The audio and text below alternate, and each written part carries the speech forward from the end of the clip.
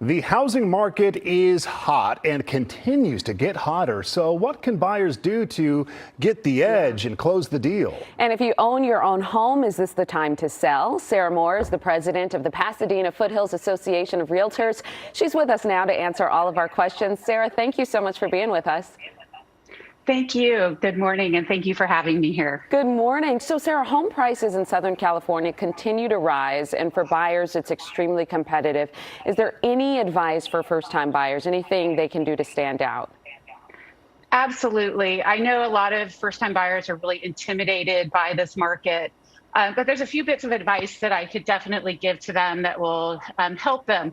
First of all, I would really recommend that they educate themselves on the process. It's super important to know everything from closing costs to escrow. In addition, I would say that finding a good realtor to align yourself that specializes in the area that you're looking in is super important. And you really want to sit down with them and have them explain the whole process to you in detail.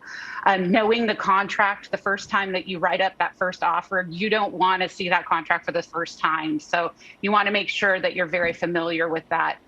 Also align yourself with a good lender.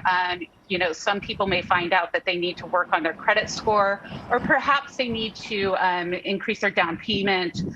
They definitely need to be pre-approved. It's a fast moving market, and you need to be more than just pre-qualified.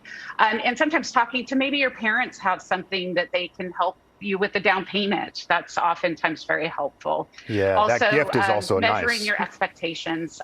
It can be a little bit of a rough ride. There are some disappointments along the way, but just put your best foot forward, and be able to adjust your search criteria if necessary. Sometimes you have to look at things that are outside of your area that you're necessarily looking in.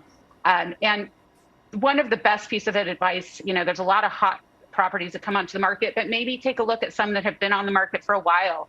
There might be less competition, and there might be more room to negotiate. Yeah, when those prices start to inch down for whatever reason, it's not moving. But it seems like most homes in this market, even just basic homes, are selling for like $200,000 over asking. Nice homes are going for like $500,000 over asking. So list price almost doesn't even matter anymore.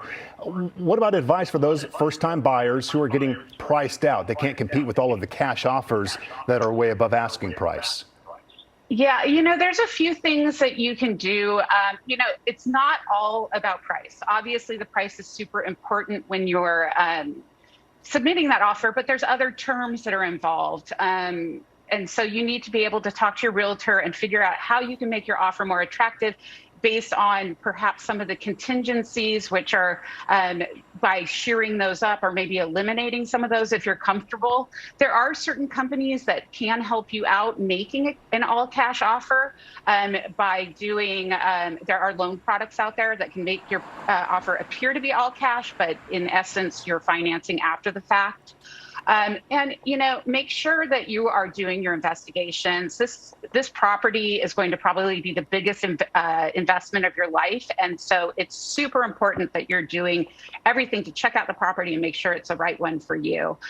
Make sure that you have a realtor who's super communicative, because the relationship between your buyer's agent and that listing agent is imperative. They may be able to find information regarding what the seller needs. And oftentimes that extends well beyond what the price that they're asking for the property is. And Sarah, finally, people who own are now getting a lot of offers to sell their home. Does it make sense to sell right now and then rent until the market cools off?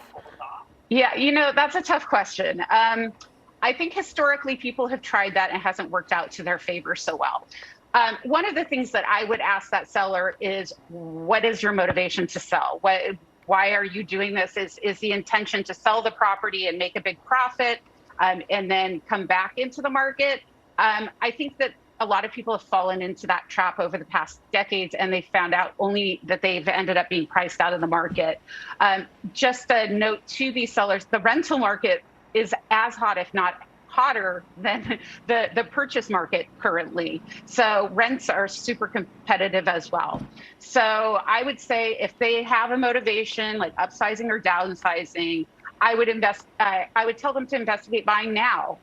Like I mentioned, buyers have tools, sellers have tools as well that they can purchase a home before they put theirs on the market. So that's something I would highly suggest they look into. Okay. The problem is we love Southern California, so we don't want to leave. Absolutely. Sarah Moore, thank you. The insight is really appreciated this morning from Pasadena Foothills Association of Realtors. Thanks again. Thank you so much. Metrolink is working